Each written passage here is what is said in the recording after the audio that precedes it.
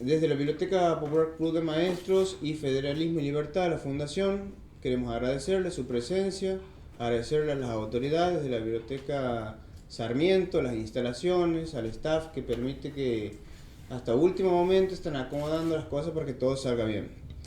Les paso a comentar brevemente que este ciclo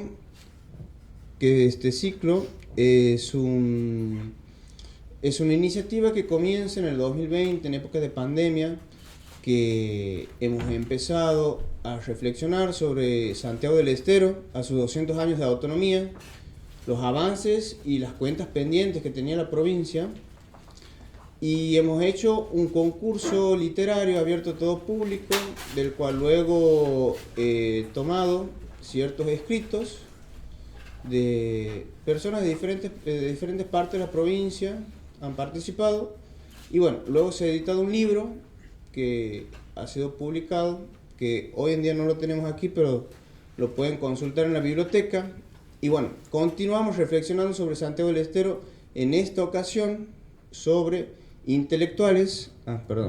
sobre los intelectuales y haciendo foco en la brasa. Quería agradecer personalmente a la señora Antonia y a Mirta Pastoriza. No sé si Mirta quiere pasar a decir unas palabras. Por favor. Buenos días. En principio quiero agradecer a nuestro vicepresidente, que va a ser el disertante, a las autoridades de la Biblioteca del Maestro, de que ustedes puedan estar presentes en esta biblioteca, que es la biblioteca más antigua de Santiago. Es, digamos, la primera institución que lleva el nombre de Sarmiento. Se creó en el año 1888, un mes después que muere Sarmiento. Y por primera vez se le pone el nombre de Sarmiento a una institución cultural que había sido creada a partir de una ley dictada por Sarmiento como presidente. Me parece muy bien y que nosotros contribuyamos también a que muchos jóvenes conozcan a fondo la historia de nuestra provincia. Tenemos que partir siempre de conocer qué hemos sido, qué somos, porque eso nos va a proyectar hacia el futuro, por supuesto incorporando todo lo nuevo que aparece, digamos, en el transcurso del tiempo. Así que muchas gracias por la presencia de ustedes. Aprovechen bien, es importante para la vida, ustedes son todos jóvenes, muy jóvenes, y esto realmente engrandece la personalidad y, digamos, pueden ser los futuros dirigentes, pero con conocimiento profundo de lo que es nuestra provincia. Eso les va a dar la visión, cómo podemos proyectarnos adelante. Así que muchas gracias por elegirnos. Por favor. Bueno, gracias, Daniel. Para la señora Mirta, por favor. Muchas gracias, Mirta, por su palabra y siempre mirando el pasado para entender el presente y para prospectar el futuro. Esa es la idea de también el ciclo.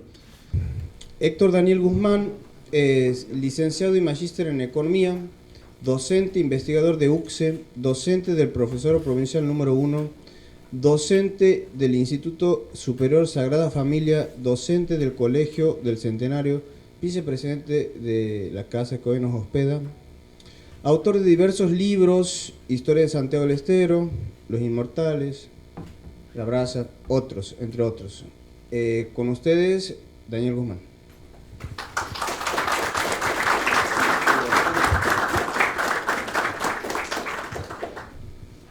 Bueno, buenos días. Bueno, primero agradecer a Ezequiel y a la Fundación por darme este espacio para hablar un poco de los intelectuales. Ciclo que ha empezado el sábado pasado con Los Inmortales y hoy seguimos con La Brasa. También antes de empezar quiero agradecer a las autoridades de la biblioteca que como siempre acompañan, a la Asociación Civil de Historiadores que también está presente con su presidente Héctor Peralta Puy. Y bueno, a la mayoría conozco, alumnos, exalumnos, ya colegas, muchos de ellos, y bueno, una alegría tenerlos nuevamente aquí compartiendo un momento de historia santiagueña. Historia santiagueña que empieza hoy en 1925. 1925 con La Brasa, un grupo que, a diferencia de Los Inmortales, tiene muchos libros. O sea, no es como Los Inmortales, que es un grupo totalmente desconocido, que no tiene muchas referencias por ahí. Alguien que viene de la literatura, que ha hecho pequeños aportes o análisis de escritores o de grupos de escritores, ha hecho algunos apuntes sobre Los Inmortales, pero nadie había trabajado en profundidad ese grupo, que es tan importante, como decía el sábado pasado, para poder estudiar La Brasa, porque muchos de los miembros de La Brasa han sido inmortales antes. Bueno, estamos en 1925 y cuando surge La Brasa han pasado muchas cosas en el campo cultural, ¿no? Primero hay que intentar describir qué estaba pasando en el campo cultural santiagueño antes de meternos de lleno a La Brasa. Lo primero que hay que decir que Santiago del Estero, el número de estudiantes universitarios ha subido en relación de lo que era la segunda década del 20, entre 1910 y 1920. Para 1920 y 1930 ha subido el porcentaje, el índice de estudiantes universitarios, especialmente los que vienen de Buenos Aires. Nosotros entre 1910 y 1920 tenemos en su mayoría el grueso de estudiantes de Córdoba. Entre 1920 y el 30, los que vienen de Buenos Aires superan a los que vienen de Córdoba. Ese dato no es menor. ¿Por qué? Porque quiere decir que los universitarios que están llegando de Buenos Aires vienen con ideas de renovación cultural, así como ha sido en su momento la reforma universitaria con los cordobeses en la década pasada. Bueno, ahora en el 20 es La Brasa la que se forma bajo el clima de los universitarios que están llegando vía tren desde Buenos Aires con sus títulos, es decir, es gente que ya viene recibida, o sea, gente madura, gente grande. ¿Cuál es el líder de La Brasa? Bueno, los estudios clásicos, recién citaba que hay muchos trabajos sobre La Brasa, sí, hay muchísimos trabajos, siempre hemos tenido, o tenemos, mejor dicho, la suerte de tener muchos libros, ¿no? Marta Cartier de Hamann es un libro clásico de los años 70, Ana Teresa Martínez, ¿sí? Un poco más para acá, un libro académico que dedica un capítulo a La Brasa, Alfonso Nasif, que tiene también alguno que otro artículo interesante sobre La Brasa, Andrés Rivas, que también tiene un trabajo sobre La Brasa. Esos serían una especie de estudios, ¿no? Intentos de estudios sobre este grupo. Ahora, también tenemos estudios biográficos o autobiográficos, como los estudios Raba, donde también dedica muchos datos sobre La Brasa, Emilio Christensen, Bernardo Canal Feijó, Blanca Irursun, es decir, ese es el otro grupo de estudios que hay, pero son estudios más bien biográficos o autobiográficos, donde dedican una parte de estos libros o de estos artículos a historiar su participación en este grupo.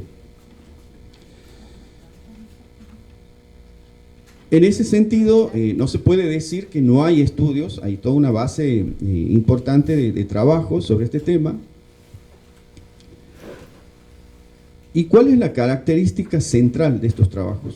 O sea, ¿cuál es la base que tienen? Y bueno, la mayoría arranca en 1925, y en los 30 es como que para estos autores, en su mayoría, va desapareciendo La Brasa, ¿sí? Vuelvo a repetir, entre el 25 y el 30 sería el momento más rico de La Brasa, y después, como en los años 30, como que desaparece el grupo. Eso serían las posturas, ¿no? Las posturas de la mayoría de los autores, ¿sí? Y entre los estudios que hay, en los últimos, cito el de Ana Teresa Martínez, porque me parece que es el que más he intentado renovar sobre los trabajos que hay, ¿sí? Porque es casi la mayoría de los trabajos son más bien cronológicos, la mayoría recupera las figuras centrales del grupo, las obras más importantes y sus proyectos culturales, y nada más.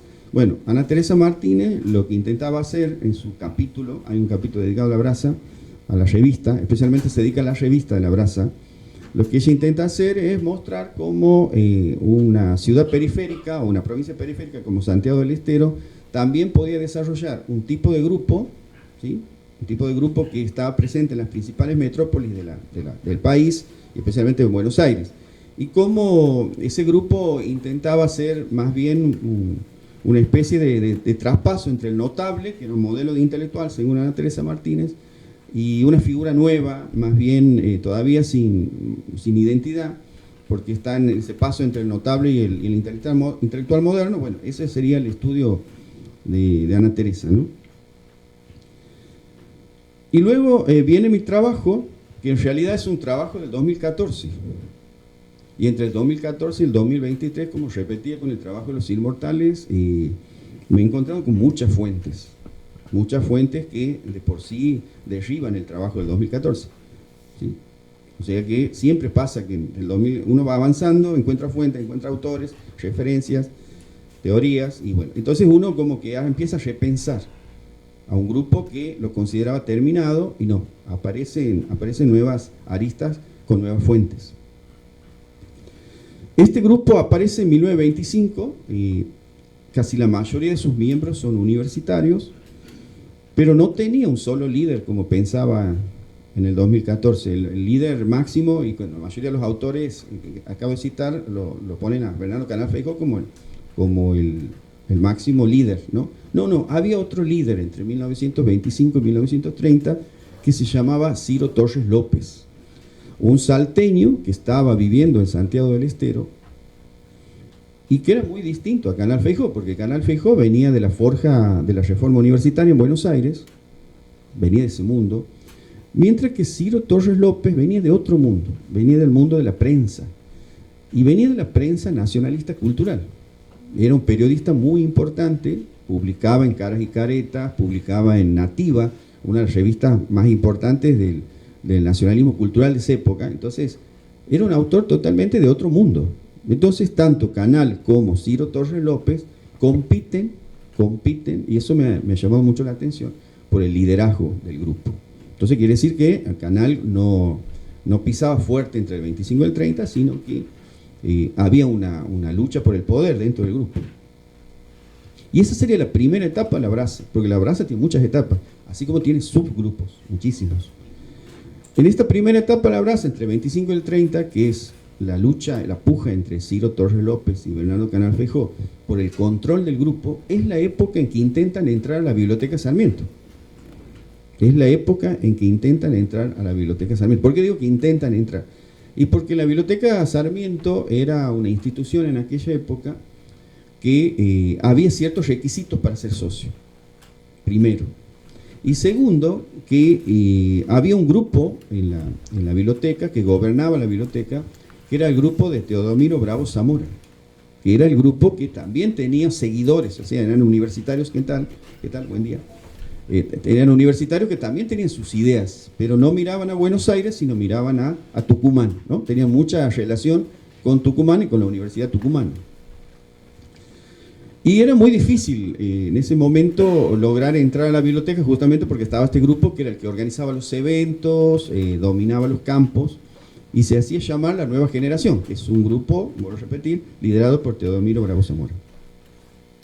Como no tenían un lugar donde estar, porque bueno, la biblioteca todavía era un lugar difícil para entrar, les queda hacerse socios, ¿sí? Hacerse socios, participar en las actividades, y se reunían en las casas, ¿sí? Las casas de los integrantes. Los integrantes, nosotros si hacemos un mapeo de los integrantes, la mayoría son universitarios y el resto son periodistas, ¿sí? Un arqueólogo como Emilio Wagner, o Duncan Wagner, los Wagner, arqueólogos, algunos músicos como Manuel Gómez Carrillo, pero el resto son universitarios. Es decir, es un grupo muy heterogéneo, pero es evidente que tanto en Torres López como Canal, los dos están luchando por el control del grupo. Canal lo quería convertir en una sede del grupo Martín Fierro, que operaba en esa época en Buenos Aires. ¿Sí? Voy a repetir, en la clase pasada de los Inmortales les había contado que Bernardo Canal Feijó era un discípulo muy querido por Jorge Luis Borges. Tenía muchísimo contacto con Jorge Luis Borges. ¿Sí? Entonces, Evar Méndez, que es uno de los fundadores de la revista Martín Fierro, planea venir a Santiago del Estero y a Tucumán en una gira. No se da la gira, pero esa gira es digamos, negociada, preparada por Bernardo Canal Feijó, pero ahí está mostrando esas cartas de que evidentemente Canal Feijó quería abrir aquí en Santiago del Estero como una sede del Grupo Martín Fierro. Pero después estaba Ciro Torres López, y Ciro Torres López tenía otra visión. Él quería abrir en Santiago del Estero, o sea, que la Brasa sea una sede de los grupos que en esa época, vuelvo a repetir, criollistas, nacionalistas cultural, como el Grupo Nativa, estaban expandiéndose también a nivel nacional. Bueno, él quería abrir una sede de ese tipo de grupo, ¿sí? Todavía no hay muchos trabajos sobre el nacionalismo cultural de los años 20. El nacionalismo cultural, la mayoría de los trabajos son del centenario, ¿sí? Hay muchísimos de esa época, pero no, el nacionalismo cultural es muy rico en el 20, es muy rico en el 30, y hace falta más trabajo, y especialmente las relaciones que tenían con los grupos del interior. La lucha entre Ciro Torres López y Bernardo Canal Feijó fracasan porque Canal Feijó tenía mayor capital social, ya era un abogado y tenía mucha influencia en la élite santiagueña, consigue rápidamente trabajo, ¿sí? Tenía mucho contacto en Buenos Aires. Bueno, entonces la puja de lucha por el control del grupo entre Canal y Ciro es ganada por Canal, ¿no? Y pesa mucho el capital social que tenía. Ciro Torres López, ante la derrota, se va de Santiago del Estero y le deja el campo libre a Bernardo, ¿sí? Y ahí es, o sea, ¿cuándo se nota la derrota de Ciro Torres López? Cuando nace la revista de la Brasa, ¿sí? Nace en el año 27, que quiere decir que entre el 25 y el 27 ha habido un combate entre ambos dentro del grupo con adherentes, ¿sí? Con adherentes, estaban los simpatizantes de Ciro Torres López y estaban los simpatizantes de Canal. ¿Y dónde se nota la derrota de Ciro Torres López? Que entre el 27 y el 30 muchos seguidores de López se van a ir del grupo y van a quedar los seguidores de Bernardo Canal Feijó. Año 27, entonces, lanzamiento de la revista La Brasa, que si ustedes observan, no sé si tengo una foto, a ver.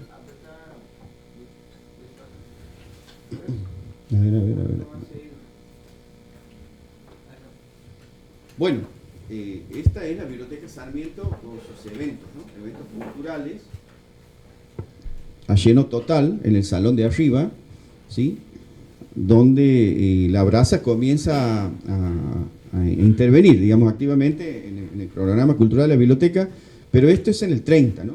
Voy a ver si encuentro. Aquí está.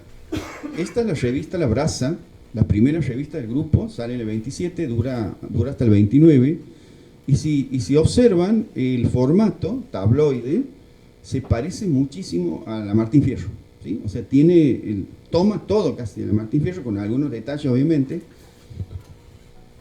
Incluso las secciones que tiene, es evidente que han copiado mucho a las publicaciones de la vanguardia metropolitana porteña, ¿no? Es impresionante. Bueno, pero esta es la revista, la primera revista de La Brasa, donde se pueden ver tres líneas de tendencia, o tres líneas de trabajo, o tres líneas de proyecto de La Brasa en ese momento. Por un lado, siguen tratando de difundir la reforma universitaria. O sea, siguen tratando de difundir la reforma universitaria. Eso lo hemos visto con los Inmortales el sábado pasado. O sea, hay una continuidad entre La Brasa y los Inmortales. Eso en primero. Segundo, los conferencistas que traen a Santiago del Estero. O sea, hay una agenda ahí, uno sigue la revista y va a encontrar la agenda de la cantidad de conferencistas que vienen a Santiago del Estero. Nunca un grupo en la provincia ha traído tantos conferencistas, ¿sí?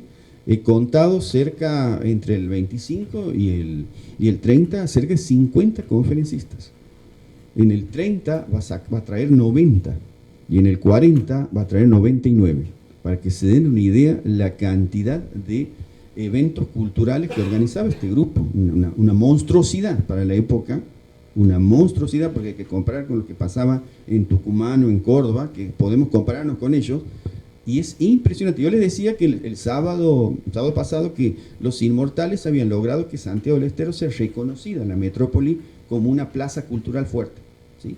Porque siempre habíamos estado bajo la hegemonía tucumana. Es decir, cualquiera que quería escuchar una conferencia se tenía que ir a Tucumán o se tenía que ir a Córdoba. Y entonces los Inmortales como que rompen eso.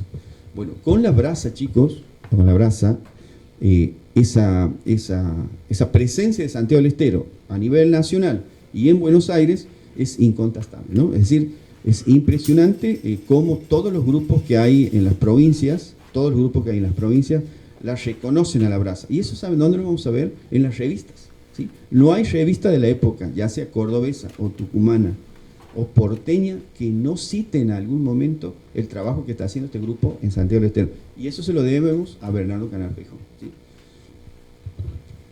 Eso es el segundo punto. Y en la tercera línea que encontramos en la brasa, que la brasa empieza a hablar de la santiagueñidad, ¿sí? O sea, el grupo empieza a desarrollar lo que es la santiagueñidad. Bueno, eso seguro que va a haber un debate entre todos, ¿no? ¿Qué es eso? O sea, ¿a qué se debe? Bueno, Canal instala y el grupo, o sea, los seguidores de Canal, instalan la idea de que Santiago del Estero tenía una identidad atravesada en tres cuestiones: la lengua, el quichua, el folclore, ¿sí?, en segundo lugar, y el pasado prehispánico. Porque hay que decir, la brasa apuntala y hace una propaganda tremenda sobre los trabajos de los bancos. Bueno, esas tres líneas definen lo que ellos querían decir con santiagueñidad. A lo largo del tiempo, bueno, va a haber muchos grupos que van a disputar o van a comentar o van a polemizar con esa idea, pero eso es lo que ellos instalan. Y esa idea cae muy bien. ¿Por qué digo que cae muy bien? Porque los diarios empiezan a registrar estos discursos, ¿no? Estas tres líneas del discurso de los santiagueños. ¿Quiénes somos los santiagueños? Bueno, santiagueños sería entonces tres presencias fuertes, entonces, de discursos. Uno, por un lado, vuelvo a repetir, el quichua; el segundo, el folclore; y el tercero, los yacimientos o los restos arqueológicos o la presencia de la historia prehispánica en Santiago del Estero. Esas tres líneas van a ser propagadas por la brasa entre el 27 y el 30, con mucho éxito. Tal es así que los gobiernos radicales, tanto de Medina como de Maradona, van a apoyar muchos de los emprendimientos de la brasa, ¿no? Y aquí, no sé si recuerdan lo que hemos conversado con los inmortales. Los inmortales nunca habían tenido apoyo alguno del Estado provincial, ¿sí? No sé si recuerdan lo que han estado conmigo el sábado pasado con los inmortales. Bueno, la brasa lo tiene, o sea, logra acceso al gobierno provincial, y el gobierno provincial acompaña los eventos de la brasa, ¿sí? O sea que aquello del antipoliticismo, ¿se acuerdan de los inmortales? Bueno, eso queda en el pasado. Ahora la brasa está relacionándose con el poder político. Una de las etapas, puedo repetir, más formidables. Porque antes de pasar a explicar qué pasa con el golpe del 30, decirles que Santiago del Estero viene Waldo Frank. Y Waldo Frank era un pensador norteamericano que había elegido muy pocas ciudades de Argentina para dar su conferencia. Y la elige Santiago del Estero. Y la elige por Canal Feijó. O sea que, para que ustedes se den una idea, el peso que tenía Canal Feijó La Brasa en el concierto nacional y entre los grupos intelectuales porteños, ¿no?, especialmente de vanguardistas. Viene el golpe del 30, y con el golpe del 30 se produce la primera crisis interna dentro de la brasa. Y porque había miembros de la brasa que estaban a favor del golpe, y había miembros de la brasa que estaban en contra del golpe. Entonces, la brasa se quiebra, ¿sí? Se quiebra en dos bandos. Un bando que apoyaba el golpe y un bando que no. Entonces, es el primer cimbronazo que sufre, ¿sí? Producto de este golpe, o sea, producto de este encontronazo que hay entre ambas facciones dentro del grupo, después del 30, la brasa se fragmenta, ¿sí? Ya estamos entrando en la época de los 30, ¿sí? La brasa se fragmenta, y uno de los problemas es el golpe. Porque muchos de los brasistas habían acompañado el golpe, porque no se olviden que es un golpe cívico-militar. El del 30 es un golpe cívico-militar. Y había muchos sectores que lo habían apoyado. Bueno, había muchos brasistas que no lo miraban mal. Y había otros que sí, que condenaban el golpe, ¿sí? Ya. Después, vuelvo a repetir, dejo espacio para las preguntas. Trato de manejar los tiempos porque este es un tema muy largo. Les decía que se produce el golpe y la brasa se fragmenta. Y aparecen muchas brasas chicas. ¿sí? Porque ahí, obviamente, se empiezan a subdividir, el grupo se empieza a subdividir y empiezan a aparecer muchos grupos. ¿Dónde veo eso? En las revistas que aparecen en el grupo. ¿Sí? Aparece la revista Centro. Aparece la revista Centro, que es la voz de la nueva generación de la brasa. Moisés Carolijo, nuevo miembro de la brasa, porque lo que pasa en el 30 es que una generación nueva se une a la brasa. Son jóvenes, entonces abren la revista Centro. La revista Centro va a durar del 32 al 37. ¿Sí? Es una revista que tiene muchísimos números, mucho más que el periódico que acabo de mostrar. Aquí está, aquí está. Observen a la izquierda, está la revista Centro. Su director es Moisés Carolijo, es un joven poeta, ¿sí? Pertenece a la nueva generación, entre el 32 y el 33, son todos chicos, los del grupo Centro. Los de la brasa son grandes, no se olviden de eso, ya son grandes los de la brasa, son profesionales en su mayoría. Este grupo Centro, va a tener su revista. ¿Y qué encuentro en la revista? O sea, ¿qué ha pasado con la brasa? ¿Qué representa este grupo? Representa un montón de cosas, porque ahí dentro del grupo Centro hay muchos debates que no se ven si es que uno no ve con atención los artículos. Lo primero que vamos a decir, que la presencia del Grupo Sur, que es un grupo que aparece también en Buenos Aires en esos años, es fuerte, ¿no? El Grupo Sur está trayendo un debate sobre el intelectual. El intelectual de los años 20 era un intelectual no comprometido, ¿sí? Más bien un esteta que otra cosa. En este sentido, el intelectual en los 30 se le está pidiendo que intervenga. ¿Intervenga en qué, me dirán ustedes? En política.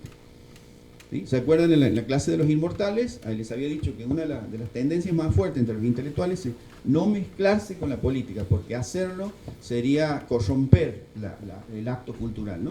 Había mucho arielismo en esa época. Bueno, no, ahora pasamos a otra cuestión. La polarización ideológica, es decir, todos los escritores, poetas e intelectuales empiezan a tomar partido por una idea política. Y Centro va bien hasta el año aproximadamente 35, donde aparecen varios artículos que dan a conocer posicionamientos sobre el intelectual. Ahí vamos a encontrar nosotros muchos artículos sobre el intelectual. Va a haber artículos que van a decir, al intelectual no hay que mezclarlo con la política, y va a haber otros artículos que van a decir, no, el intelectual tiene que ir al combate, tiene que involucrarse en cuestiones políticas sociales, y esas dos posturas nosotros las vemos ahí. ¿Por qué marco este debate fuerte que hay? Y porque Centro es la primera revista en Santiago del Estero y la única que empieza a recibir las primeras revistas antifascistas que había en Buenos Aires, que empiezan a surgir en esos años. ¿Sí? Centro empieza a recibir las primeras revistas antifascistas. Y ahí ya empieza un problema, porque también la brasa se está empezando a dividir entre fascistas y antifascistas. Es la época en que Orestes Di Lulo da un portazo, ¿sí? Da un portazo y se va. Le tenía que entregar un artículo a Moisés Carolijo para el próximo número, el número 16, y no lo entrega nunca, porque se enoja, porque la revista ya estaba empezando a recibir revistas antifascistas, ¿sí? En su mesa de edición. Era una época de canje de revistas, llegaban y venían revistas. Bueno, empieza a recibir revistas antifascistas. Bueno, a Orestes Di Lulo eso no le gustaba para nada, ¿sí? Entonces se va del grupo, y con Di Lulo se van muchos. Ahí estamos viendo la segunda sangría, la segunda crisis, como usted quiere llamar, de la brasa, ¿sí? Y se rompe la revista, porque quedan fascistas por un lado y antifascistas por otro lado. Pero también hay que decir que es una época muy rica, donde la brasa trae muchos, pero muchísimos conferencistas, mucho más que en la década del 20. Y voy a citar solamente un tema. En Santiago del Estero se desarrolla el primer curso de materialismo histórico, gracias a la brasa, ¿sí? Viene Alejandro Korn a dictar el primer curso de filosofía materialista o de materialismo histórico, y eso es una renovación del campo tremendo para la época. Ya que hay historiadores de peso aquí y investigadores, les digo que eso fue un tremendo avance, porque teníamos una historia muy tradicional. Bueno, la herencia de Andrés Figueroa se notaba mucho todavía, y bueno, y aparece esto, ¿no? Aparece esto en el 35, y que va a dejar su herencia, ¿no? que todavía no se va a ver, pero va a dejar su herencia de algunos historiadores no muy conocidos. Uno de ellos es Jesús María Suárez, ¿sí? Es uno de los que da la bienvenida, ¿no?, de este filósofo que hace un poquito de filosofía de la historia en ese curso. Bueno, pero eso quería tirarles ese detalle, ¿no?, para ir viendo cómo se está manejando la época, ¿no?, cómo se va desarrollando la época. Como desaparece Centro, aparece otra revista que se llama Vertical. Y en Vertical tenemos nosotros a Horacio Raba, que ya tiene un peso muy importante en el grupo, ¿sí?, y abre su revista que va del 37 al 40. ¿Sí? Esa revista, verán ustedes, miren la forma de las letras, ¿no? Están a la izquierda. Sí, a la izquierda, o sea que esta era una revista de izquierda, es una de las primeras revistas de izquierda cultural. Vuelvo a repetir, revistas de izquierda política hay muchas antes, hay muchísimas antes, pero esta es la primera revista de izquierda cultural. Quiere decir que la izquierda ya estaba disputando el campo cultural. No se olviden que estamos en la época de la polarización, ¿sí? Los intelectuales están comprometidos ya con una idea, pero es llamativa la tapa, cómo están las letras. ¿Por qué les cuento estos detalles? Porque a veces uno desde la estética puede leer muchos detalles, nos puede llevar a muchas lecturas. Bueno, casi todas las revistas que en esa época están saliendo, como Conducta, ¿sí?, que son revistas de la izquierda cultural metropolitana, bueno, tienen las letras así, ¿no?, a la izquierda, ¿sí?, para marcar una tendencia, ¿sí? Y fíjense ustedes, comparen lo que es la tapa de Vertical y la tapa de Centro, ¿no?, que es una tapa mucho más afín a la época, ¿no?, del 32, 33, 34, cuando todavía en Santiago y a nivel nacional también, todavía hay revistas que siguen o intentando mantener la herencia de los 20, ¿no?, donde había un total apoliticismo, ¿no?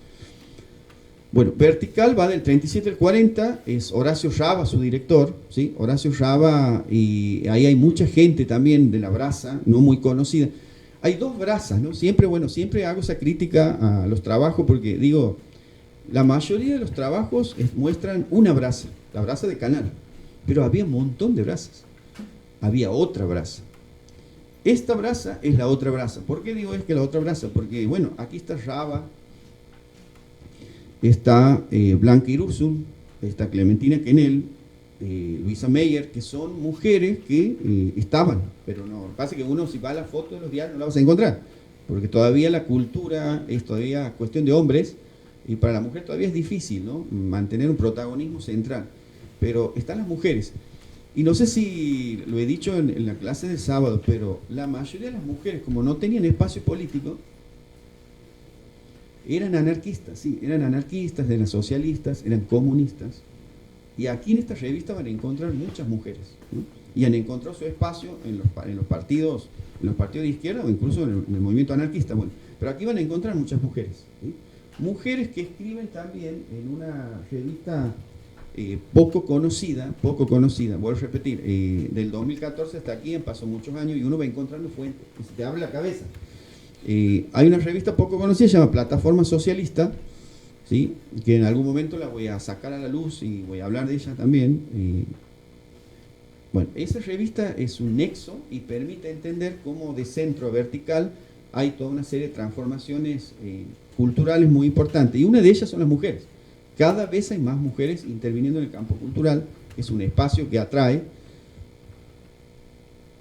y las que yo estoy marcando hoy son las más conocidas, pero les digo que hay muchas, ¿eh? Vertical va a durar del 37 al 40, y es la segunda etapa de la brasa, una brasa ya totalmente partida, ¿no? Voy a repetir que hay fascistas y antifascistas. Sale un diario que se llama, también un diario muy poco conocido, una revista que se llama Ensayos, que es una revista, si bien es de historia, donde está Alfredo Gargaro dirigiéndola, pero en esa revista hay muchos artículos de gente que vos no la ves en la brasa, ¿no?, ni tampoco la ves en las revistas. En las cartas de Gargaro a Ricardo Rojas, también aquí estoy citando cartas, ahí podemos ver que a Gargaro le contaba a Ricardo Rojas que él había sacado la revista porque era imposible escribir en Vertical. ¿Me siguen? O sea, y era imposible escribir en Centro más que todo. vertical viene en el 37, era imposible escribir en centro. Y pues, entonces Ricardo Roca le pregunta por qué, y bueno, Gargalo le dice que hay muchos izquierdistas. Y ahí estamos viendo nosotros cómo se están moviendo el campo intelectual, cómo se va moviendo, ¿no? O sea, cómo tenemos los matices, ¿no? O cómo se van polarizándose las ideas. Entonces, vertical y centro terminan siendo revistas para pocos y no para muchos. ¿Sí? Por eso es que empiezan a aparecer otras revistas, ¿no? Como ensayos, ¿sí? O después el diario El Momento, que también va a ser otro diario donde va a recoger muchas de las firmas que no podían entrar en vertical. ¿Es una época difícil? Sí, es una época muy difícil porque, vuelvo a repetir, el fascismo y el antifascismo terminó dividiendo totalmente el campo en esa época. En el año 39 viene Victoria Ocampo. En el año 39 viene Victoria Ocampo. A lleno total. En el 27 había venido Alfonsina Storni. A lleno total. Alfonsina Storni había tenido 500 personas escuchándola. Todas mujeres. Cuando llega Victoria Ocampo en el 39 tiene 700. Entonces imagínense, para la época de Santiago es una barbaridad. Todas mujeres. ¿Sí? Quiere decir que la mujer tenía una intervención cada vez más potente. Tal vez el nivel docente, el campo docente les estaba dando también ese espacio y lo que recién los detalles que estaba marcando recién. Pero, ¿por qué estoy citando la de Victoria Ocampo? Porque en el 36 había habido una reunión de escritores a nivel nacional, una de las tantas que va a haber en esa época, donde se pelean también, en la reunión de escritores en el año 36, se pelean entre fascistas y antifascistas. Y Victoria Ocampo da un discurso sobre cultura universal y se arma el debate tremendo que hay, registrado en algunos diarios y en algunas revistas. Y a ver si recuerdan el sábado pasado cuando hablamos de eso también, Victoria Ocampo decía que la cultura era universal, porque la criticaban porque citaba autores franceses en sus artículos y no autores argentinos. Y se arma un debate muy rico, donde Canal la defiende y Di Lullo la ataca. ¿Sí? Di Lullo la ataca y Canal la defiende. Entonces ahí estamos viendo nosotros, ¿no?, las dos posturas, ¿no? Victoria Ocampo, voy a repetir, habla sobre cultura universal. Bueno, los que defendían la cultura nacional en esa época no aceptaban ese posicionamiento. Entonces, nosotros estamos viendo que la brasa no puede salir de esos combates que hay a nivel nacional y que nosotros los estamos viendo aquí, ¿sí? Viene el golpe del 43. ¿Sí? Viene el golpe, el segundo golpe del 43. Y fíjense ustedes que en la brasa hay de nuevo una división. Hay gente que apoya el golpe y hay gente que no. ¿Sí? No se olviden que venimos del antifascismo y del fascismo. Ese golpe le da, considero que es un tremendo cimbronazo, otro cimbronazo de la brasa, porque la gente que estaba, como la brasa sale a condenar el golpe del 43, la gente que estaba a favor del golpe se retira de la brasa. Entonces la brasa queda diezmada. ¿Sí? A veces es engañoso, es muy engañoso ver a veces los artículos de la brasa, ¿no? Y decir, bueno, eran 100, no, eran muy pocos. O sea, van quedando muy pocos porque las cuestiones políticas los van cada vez empujando, ¿no? Empujando hacia la desaparición. Es la época de la revista Brecha. Nace la revista Brecha, ¿no? Que es la última revista de la brasa, la considero la última revista de la brasa. Son muy poquitos, ¿no? Muy poquitos los que escriben ahí. Y es una revista que sale a enfrentar el golpe del 43, ¿no? Aquí en Santiago del Estero se dictan muchas leyes, ¿sí? Como por ejemplo la educación religiosa y otras más. Y bueno, esta revista sale a enfrentar. Y creo que es clausurada, porque dura muy poquito, la revista Brecha. Y esa sería la última experiencia, digamos, que tenemos con las revistas, ¿no? Después no vamos a tener más revistas. Va a estar muy difícil. Los años 40 es como desaparece la brasa, porque tengo que decir que aquí hemos puesto en el cartelito de difusión que la brasa desaparece en el 51. ¿Sí? Bueno, la brasa deja de llamarse brasa, ahora se va a llamar el Colegio Libre de Estudios Superiores. Incluso el membrete, aparece un cambio del membrete y de las cartas, y ese Colegio Libre de Estudios Superiores, que nace en los 40, deja de preocuparse por la cultura. ¿Me siguen? O sea, deja de preocuparse por traer el último poeta de moda, ¿sí? El último escritor de moda, deja de preocuparse. Y empieza a preocuparse por los problemas estructurales de Santiago del Estero. Porque el Colegio Libre de Estudios Superiores era un grupo que a nivel nacional se había dividido en regiones e impulsaba a sus pares de las provincias a preocuparse por resolver los problemas centrales. Y el Colegio Libre de Estudios Superiores lanza un ciclo de charlas sobre el problema del agua. Porque ustedes saben que uno de los problemas que tenemos aquí en Santiago del Estero es el agua. Entonces lanza un ciclo del agua. Y ahí ustedes están viendo que los que habían sido la brasa, que ahora son el Colegio Libre de Estudios Superiores, está cambiando la mirada, ¿sí? Ese ciclo de charlas sobre el agua que lanza va a terminar en el PINUA. Va a terminar en el PINUA, que ese es considero que es el máximo logro, ¿sí?, de la brasa como grupo, ¿no? Maduración, tal vez, ¿sí? Se ha vuelto maduro. Ahí en el PINUA es como un manual muy breve de las soluciones posibles a los problemas. ¿Sí? ¿Saben por qué marco esto? Porque uno recorre el PINUA y era como ver los resultados de la lectura que tenía la brasa sobre el interior santiagueño. ¿Sí? O sea que no había sido tanto un grupo cosmopolita como uno piensa a veces, sino también había sido un grupo que había entrado a los problemas santiagueños del interior de una manera territorial muy precisa, y sus resultados eran los primeros informes que salen en una revista muy poco conocida de los años 40 que se llama El Correo de Santiago. No sé si la he traído, no creo que la tenga. A ver, no la he traído. Bueno, El Correo de Santiago es una revista poco conocida donde el Colegio Libre de Estudios Superiores publica todo lo que está haciendo en cuanto a conferencistas que trae, pero no vienen, vuelvo a repetir, no son conferencistas que vienen a tratar de renovar culturalmente el campo, sino que vienen a tratar algún tema específico, ¿sí? Como el problema del agua, el problema de la tierra, el problema agrario, ¿sí? Toda una serie de una agenda que no la encontrábamos antes. Tal vez tenga mucho que ver la presencia de Raba y sus contactos con Tucumán, donde hay un centro sociográfico, ¿sí?, ya operando, tratando de enfrentar los problemas regionales. Cuando se va Canal Feijó, porque se va, ¿sí?, la brasa se termina, dicen algunos, ¿sí? La brasa se termina. Pero hoy tengo mis reservas con eso, porque la brasa va a seguir a través del Colegio Libre de Estudios Superiores, ¿sí?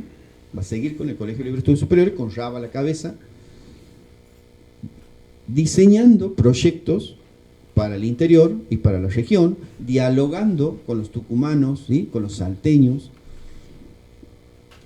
y tratando de encontrar soluciones a los problemas. Ahora, ¿cómo les ha ido? Bueno, tenemos que decir que para esa época, después del 46, cuando sube el peronismo, la brasa también le pasa algo. Muchos miembros de la brasa se pasan al peronismo y muchos brasistas se ponen en el antiperonismo.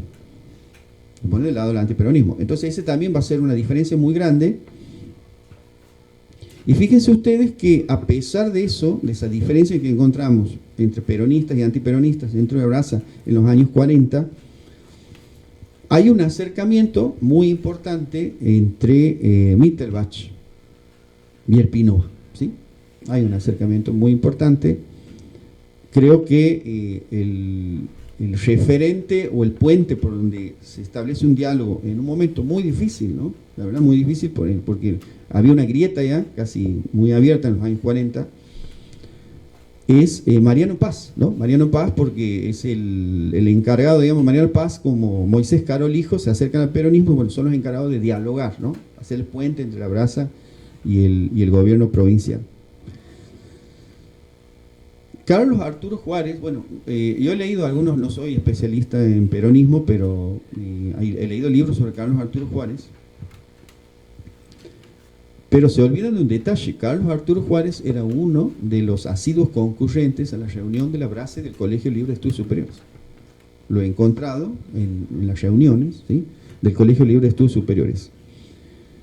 Y va a ser lo estoy estudiando en estos tiempos, va a ser digamos, un elemento muy importante, ¿no? En las cercanías que va a haber entre el peronismo y el PINOA y el Colegio Libre de Estudios Superiores. Porque antes yo pensaba que no había ningún puente, ¿no? He encontrado varios puentes y me ha llamado mucho la atención Carlos Arturo Juárez, ¿no? O sea, cómo él buscaba de todas maneras acercarse al grupo, ¿no? Al grupo del Colegio Libre y tratar de ayudar, ¿no? Me ha sorprendido eso, tal vez porque de pronto él en esa época tenía un proyecto, ¿no? Tenía un proyecto también a largo plazo, ¿no? Pero eso lo dejo para los especialistas, ¿no? En peronismo, pero les voy contando lo que voy encontrando, ¿no? En mis búsquedas documentales, y que me ha cambiado un poquito la visión que yo tenía, ¿no? Tenía una visión, sí, pero bueno, eso es lo que voy contándoles hoy de esa época que todavía le hace falta muchos trabajos, ¿no? Porque hay muchas fuentes todavía que están esperando para ser sondeadas y exploradas. Entonces, ¿qué podemos decir de la brasa? Bueno, nunca he encontrado un grupo así, ¿no? O sea, después, yo ya les he dicho el sábado pasado que estoy de acuerdo con Lassmann, ¿no? Después del 50 desaparecen los trabajos de ensayo crítico, ¿sí? Los trabajos de profundidad desaparecen y se multiplican los poetas. Ese es el trabajo de Enrique Lassmann, que me parece muy interesante. Nunca más he visto algo como La Brasa, ¿no? Que haya durado tanto, que haya tenido tantas revistas, que haya tenido tanta continuidad y que haya tenido tantas generaciones. Porque generalmente los grupos terminan cuando una generación se termina. No, este es un grupo de 3 generaciones. Y eso me impresiona. Un grupo de 3 generaciones, con muchísimas publicaciones, con un proyecto que va variando. No se puede hablar de La Brasa en los 20 igual que el 30, no se puede hablar en los 30 igual que el 40. Va variando, se va matizando y se va acomodando a los distintos momentos culturales nacionales. Pero también voy a decir que después de los años 50, cuando aparezcan muchos grupos van a aparecer, van a querer siempre apropiarse de la memoria de La Brasa, ¿sí? Van a querer ser La Brasa, ¿sí? Y de lo que ha dicho, o van a polemizar muchas veces con lo que ha dicho La Brasa, ¿no? Es decir, nadie después de los 50 puede obviar o puede dejar de lado a este grupo, ¿no? Que para mí ha sido el grupo más grande que ha habido en la provincia en los años del siglo XX. Para mí no hay nadie que lo haya superado. Bueno, obviamente podemos debatir y polemizar aquí con el público y me conocen que soy abierto a todo tipo de posicionamientos, pero no he encontrado nunca más un grupo de esta envergadura en la provincia. ¿Sí? Capaz que me corrijan ustedes, pero no he encontrado un grupo de esta envergadura en la provincia, un grupo que haya dejado huellas tan profundas, porque hoy estamos hablando de La Brasa, ¿sí? Hoy seguimos hablando de La Brasa y siguen apareciendo documentos, ¿sí? Que van o nos permiten revisar lo que estaba escrito, ¿sí? Y lo último que voy a decir, yo les había dicho el sábado pasado que La Brasa ha tenido cerca de, en su momento de gloria, cerca de 100 miembros, ¿sí? De 100 miembros. Bueno, La Brasa ha logrado tener 120. Ahora, sumados, ¿no? Entre lo que es el 25 y lo que es el 51, que es el final casi, bueno, ha tenido más de 100. Eso nos habla a nosotros de que como grupo, bueno, no nos olvidemos que Santiago ha crecido poblacionalmente, hay otros detalles coyunturales, ¿no? Que habría que marcar, pero la cantidad me impresiona, ¿no? Más de 100 personas se unieron a La Brasa. Después del 40, la cantidad de mujeres también ha crecido en La Brasa, hay muchas brasistas importantes.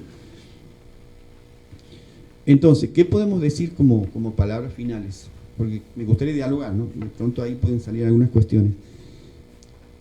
Podemos decir entonces que La Brasa cierra la primera mitad del siglo XX en la historia de los intelectuales, con un número de revistas superior a Los Inmortales, pero tampoco lo podemos comparar porque Los Inmortales hace 4 años, del 17 al 20, y La Brasa ha estado como 3 décadas, casi 4, pero es impresionante la cantidad de revistas, más allá de que en esa época era el vehículo de transmisión o de debate, pero es el grupo con más revistas que he encontrado, y ha traído cerca de 300 conferencistas.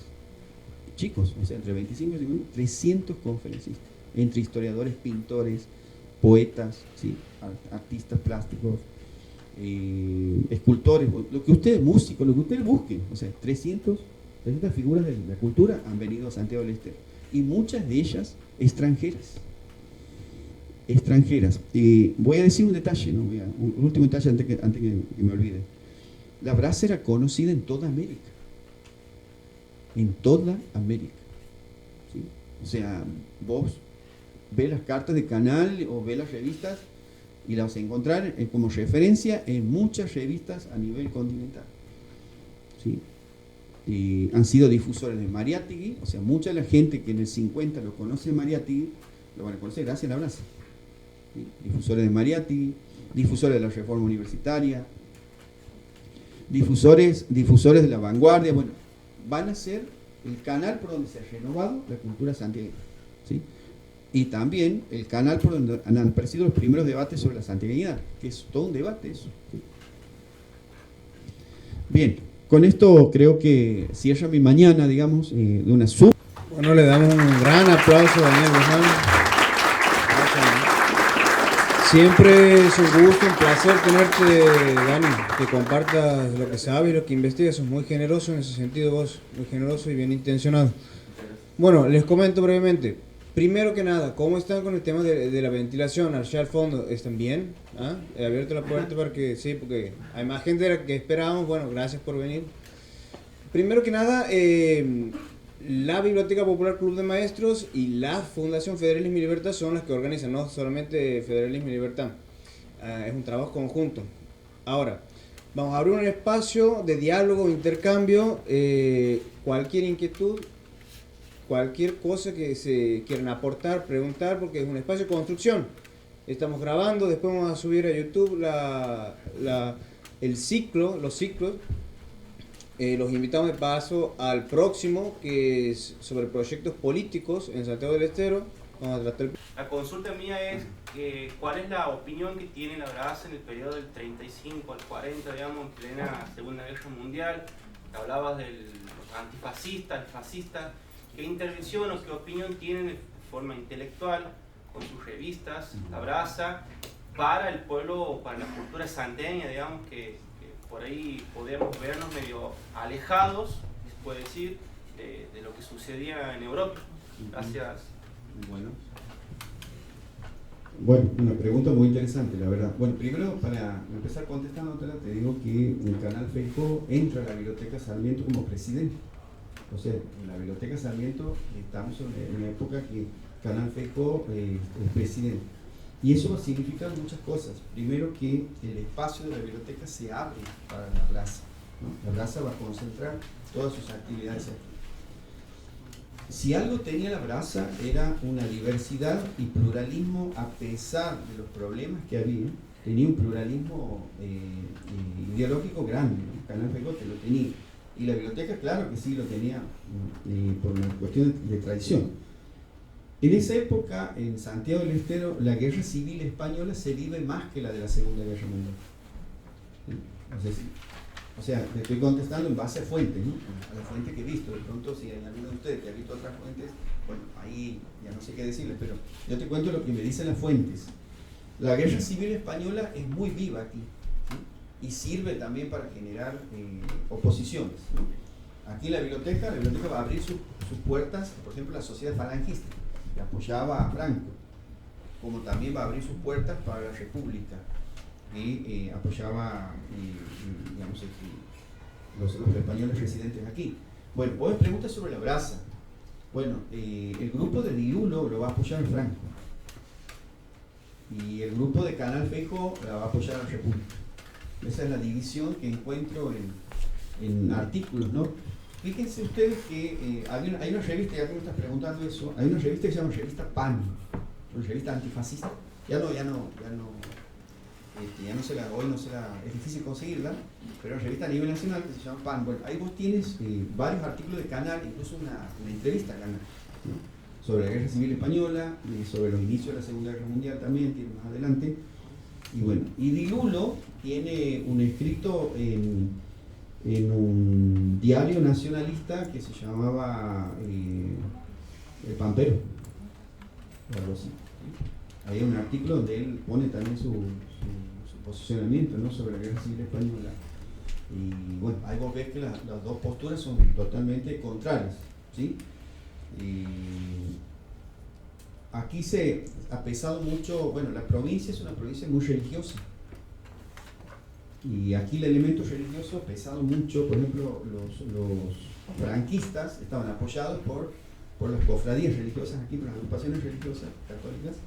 Entonces como que sí o sí ha entrado ese debate aquí, pero porque ha tocado un debate viejo que había aquí, que es entre laicos y religiosos. Entonces luchaba por la cuestión de la educación, o sea, la guerra civil la han usado aquí para luchar entre la educación laica y la educación religiosa.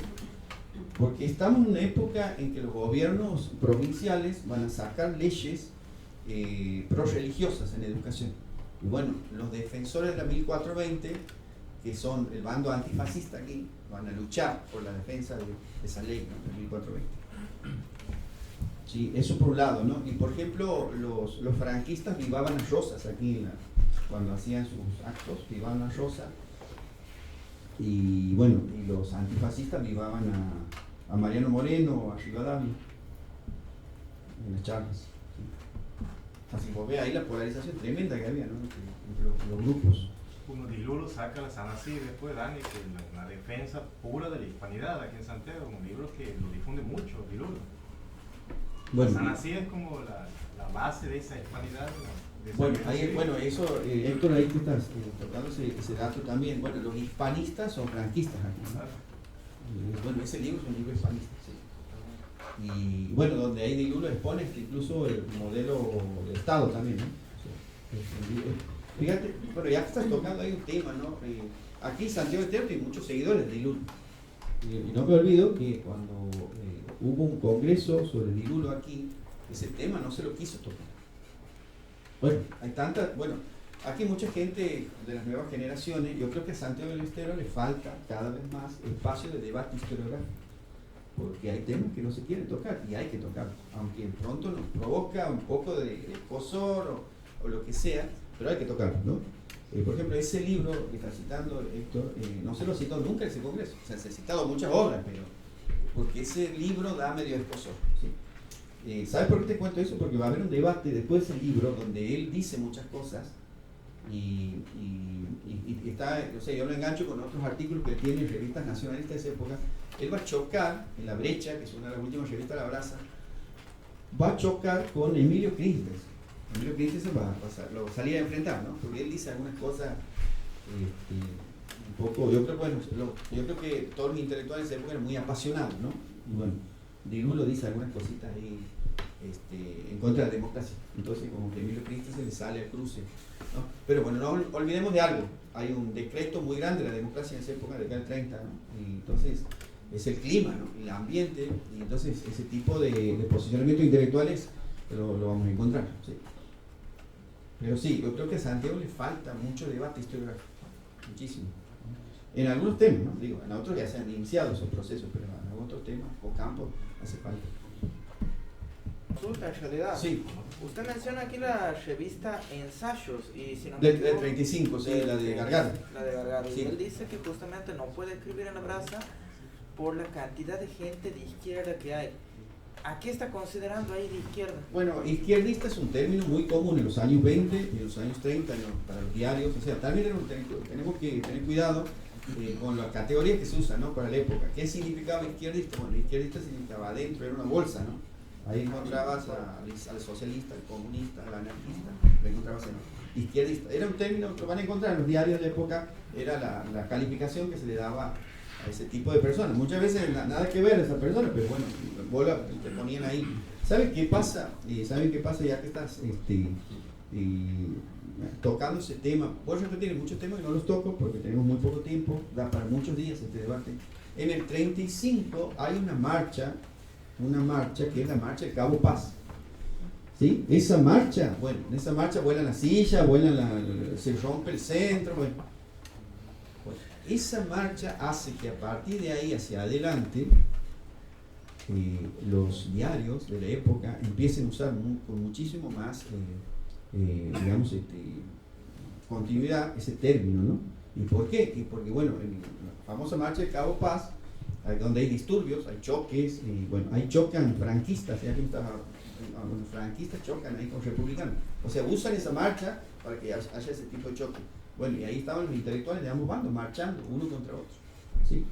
Y yo creo que a partir de ahí ese término va a ser muy utilizado, ¿no? Para marcar al anarquista, al socialista, al comunista.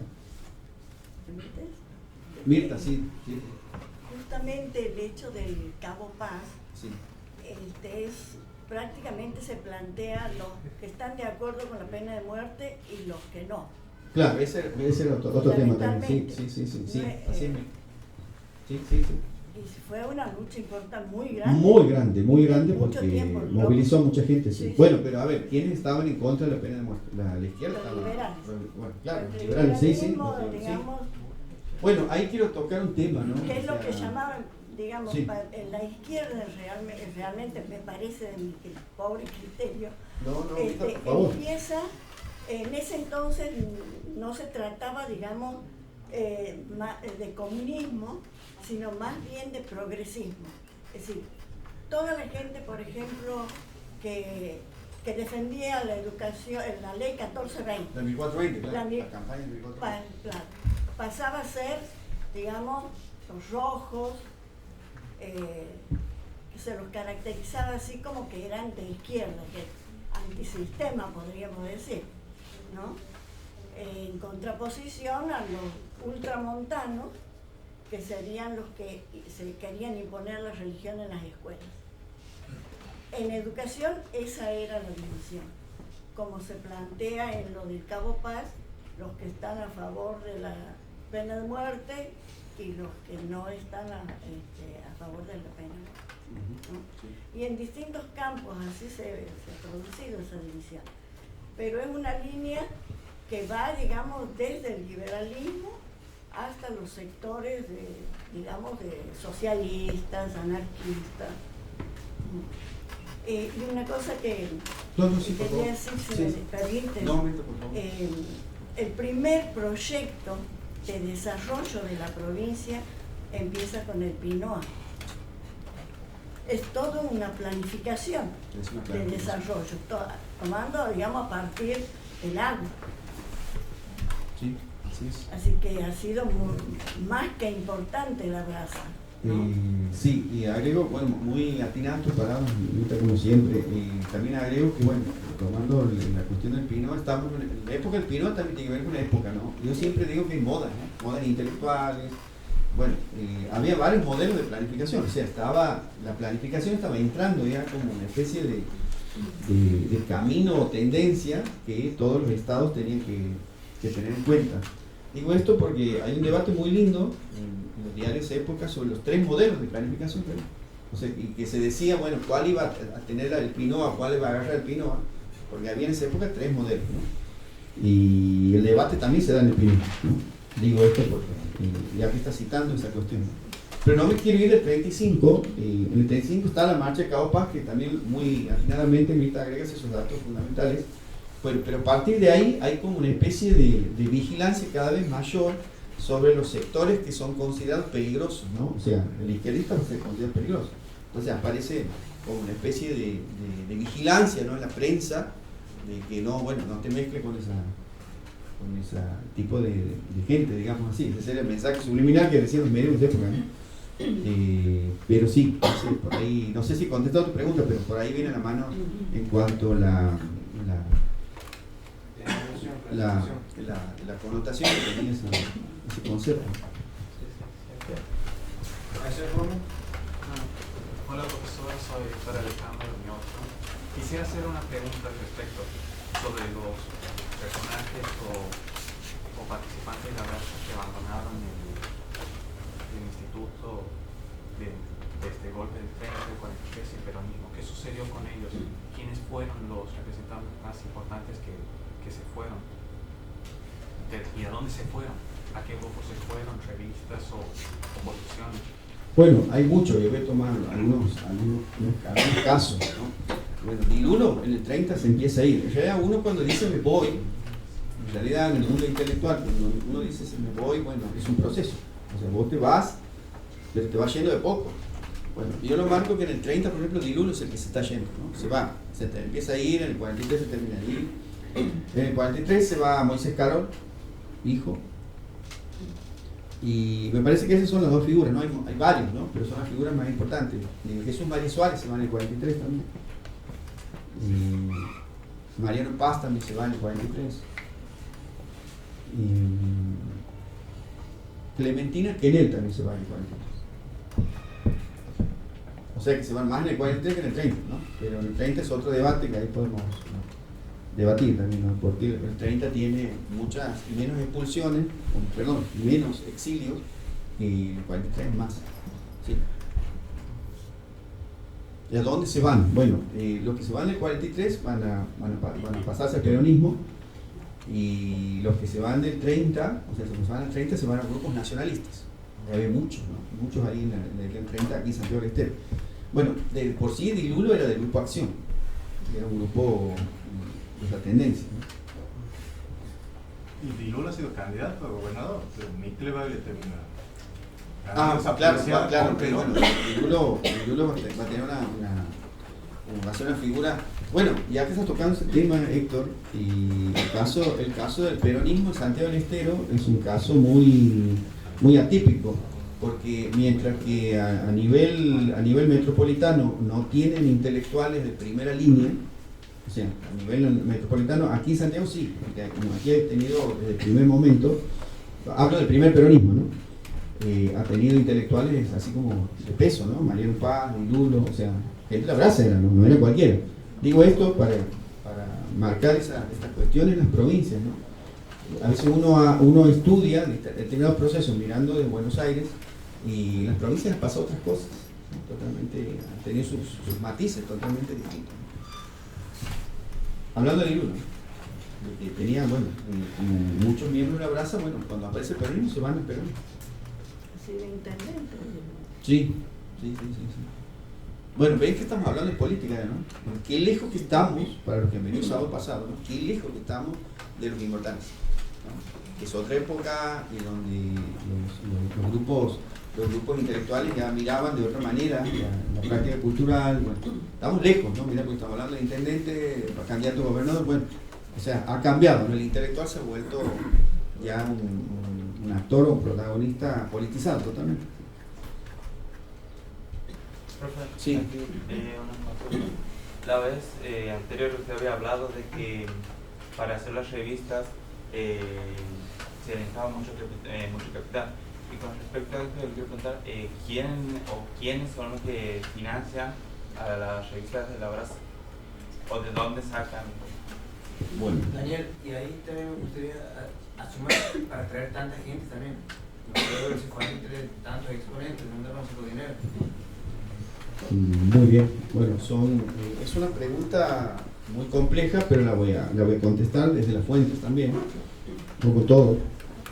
Primero que este grupo tiene mucha plata, este es un grupo de muchísimo dinero, mucho capital, o sea, tiene un capital económico tremendo. La verdad que cuando yo veía que le pedían dinero a Medina, ¿sí?, o a Santiago Maradona, yo me preguntaba por qué les pedían si tienen un capital. Se podían reunir muchísimo dinero, entre ellos los propios socios, ¿no?, de la brasa. Eso por un lado, ¿no? Eso por un lado.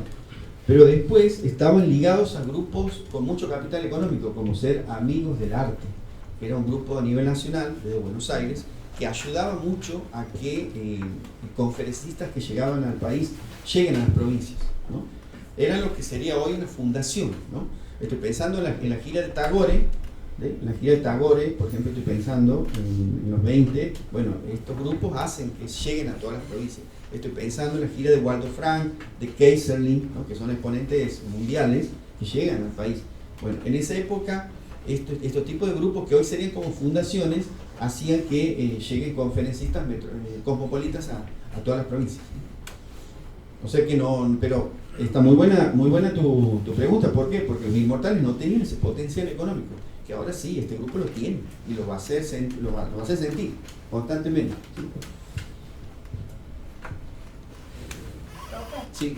Las conferencias, todo que se daban únicamente aquí en la capital o iban al interior. Bueno,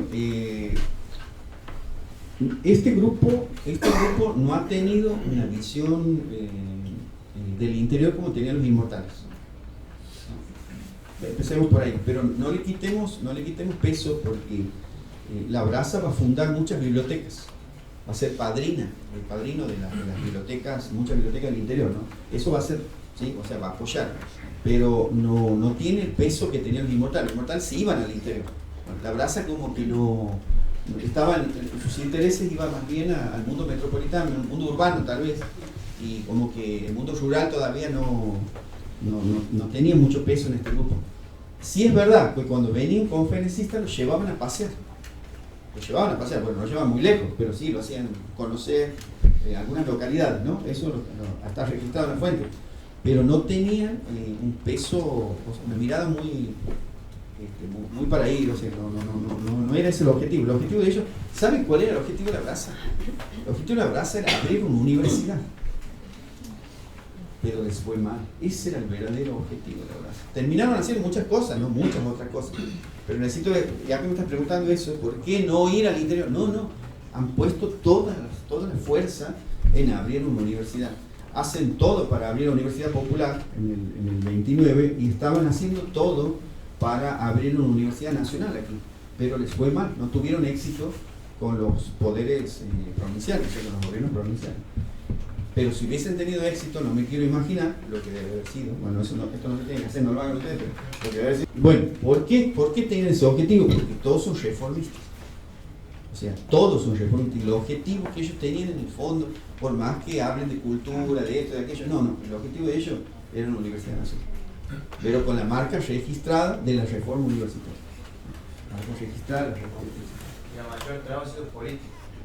Y uno de los bueno, pero a ver, ¿por qué los gobiernos provinciales les dicen que no? Y bueno, aquí vamos a debatir mucho sobre eso, ¿no? Porque está el pedido, ¿no? Está el pedido de la Brasa, ¿no? Pidiendo la universidad, pero estaban cajoneados. Yo creo que los gobiernos provinciales tenían otras preocupaciones más urgentes, en un estado deficitario, vamos a poner a pensar en esa época. Bueno, tenían, no con esto lo estoy defendiendo los gobiernos, ¿no? No quiero que entiendan eso, pero yo siempre me pregunto por qué les ha ido mal si tenían todo ese peso económico. No, bueno, el gobierno en esa época tenía preocupaciones más centrales.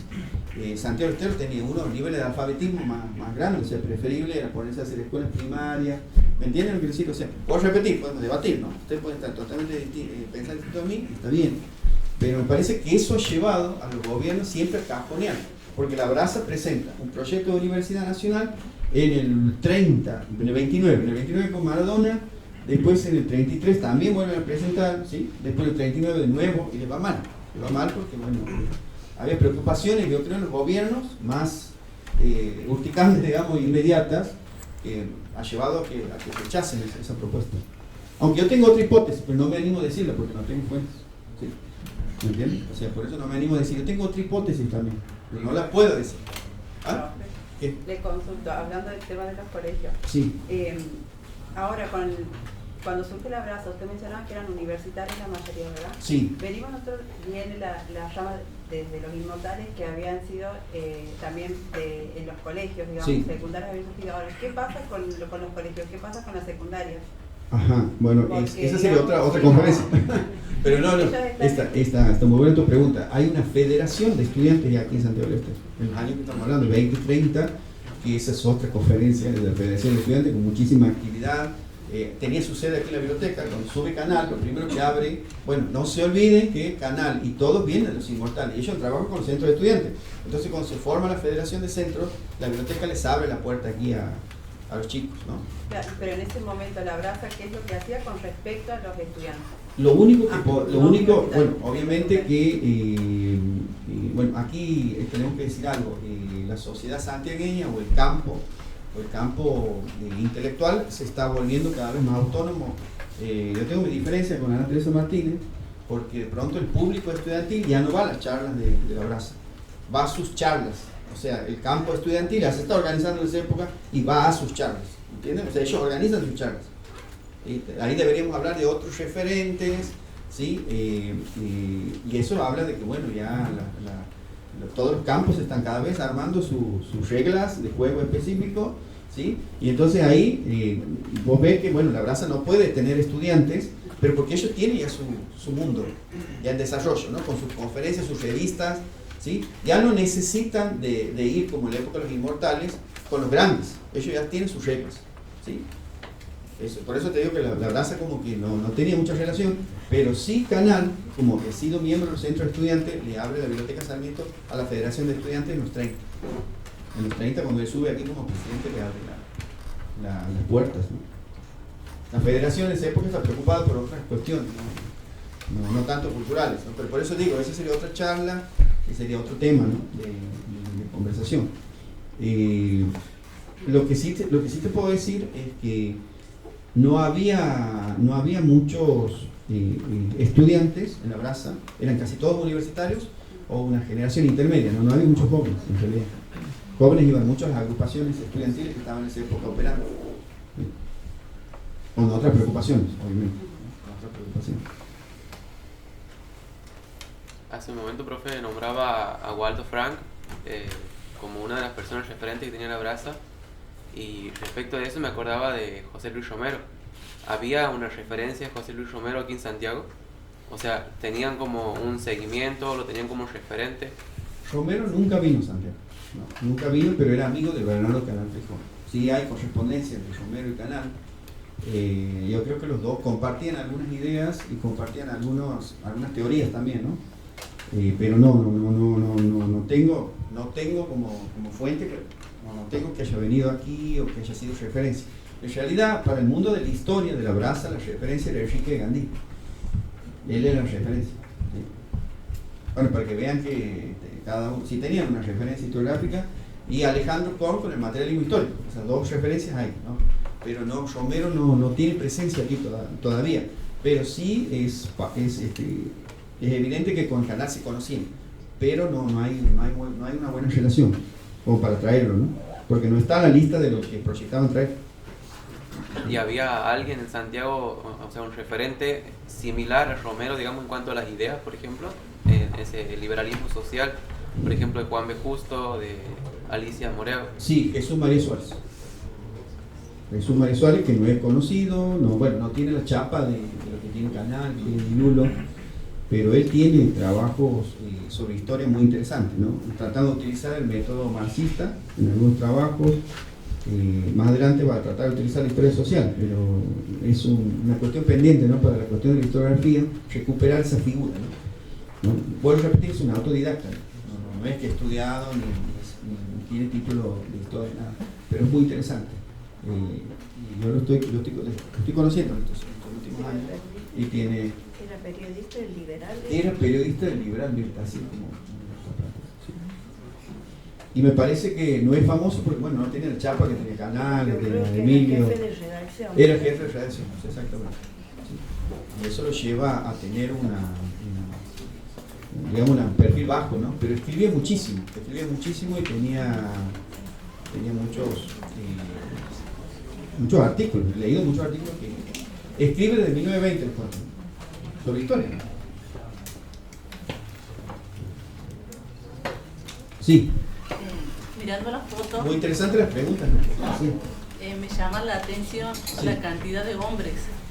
Y bueno, me impresiona, y desde mi desconocimiento, o sea, te pregunto, sí. cómo estaba marcada la cuestión de género, si bien serían otras épocas, otros tiempos, y si existía algunas mujeres que... Claro, yo te cuento que un montón de mujeres, pero ¿qué pasa? Que no aparecían en las fotos, chaval. O sea, cuando venía el fotógrafo, ¿hay mujeres? ¿Ah? ¿Hay mujeres? Bueno, no tantas, sí, bueno, pero quiero decir que generalmente la cuestión de género está muy marcada. Pero sí había, ¿no? Había, pero lo que pasa es que, bueno, ¿Y quiénes serían las que estaban así para investigar, para conocer? Bueno, a ver, no sé si lo he citado recién, pero bueno, para que la investiguen, estaba Luisa Meyer, uruguaya, radicada aquí en Santiago del Estero. Estaba Blanca Luxun, estaba Irma Reynolds, estaba Clementina Genel, después, a ver qué más. Bueno, estaba la señora de Samuel Schussen, la señora de Marcos Rosenstein. María de la Mudo, ¿no? ¿Cómo? María de Mudo. Adela Mudo, ¿cómo me olvidar de ella? No, vi un montón, o sea, un montón de mujeres, pero bueno, no tenían el peso de que le saquen fotos, o sea, no tenían el... Claro, porque esa foto veo... pero sí, asistían a las reuniones. Sí, había chicas bracistas, ¿no? Sí había. No eran muchas, pero sí había. En su mayoría eran docentes. Pero como decía recién, el desarrollo del campo docente le va a permitir cada vez a más mujeres intervenir, ¿no? Intervenir en cultura cada vez más. Gracias. No, por favor. Y en todo lo que vos has visto en tu etapa, ¿no aparece Petrona Mendives? Petrona Mendives, Mirta también, me olvidé de citar, Petrona Mendives también es una bracista de los años, a ella la veo más en los años 30, ¿no? En los años 30 está más presente. Sí. Pero no tiene el mismo número todavía que los varones los implican, ¿no? En la lista de socios, bueno, son los varones más todavía, pero hay chicos. Y la particularidad que ella era una mujer negra. Bueno, vos sabes que yo tengo varias hipótesis, me voy a animar a decir una. Diga, Daniel, pero sigue. Lo que pasa es cuando uno dice hipótesis, bueno, te falta la fuente también. No, haga saber que no tiene fuente. Sí. Bueno, una de las hipótesis por las cuales desaparece la brasa, bueno, a Canal lo perseguían mucho. A Canal, puede decir, bueno, obviamente si sigo trabajando esa línea, ¿no? A Canal lo persiguen mucho las organizaciones católicas. Le hacían la vida imposible a Canal, ¿no? Impresionante. Entonces, ¿cómo lo han perseguido? Con todo respeto, no digo, con todo respeto a la gente muy religiosa, lo han perseguido a Canal. Más cuando, bueno, recién me preguntaba de la década del 30, ¿sí? Y la década del 40, yo creo que Canal se va cansando, ¿no? Mirta, no sé qué piensas vos, capaz que vos te sientas conmigo. Se va cansado de los atropellos que ha sufrido Canal por parte de las organizaciones católicas, que eran muy fuertes. Bueno, por acá me dicen aquí, ¿por qué pocas chicas? Otra hipótesis, ¿no?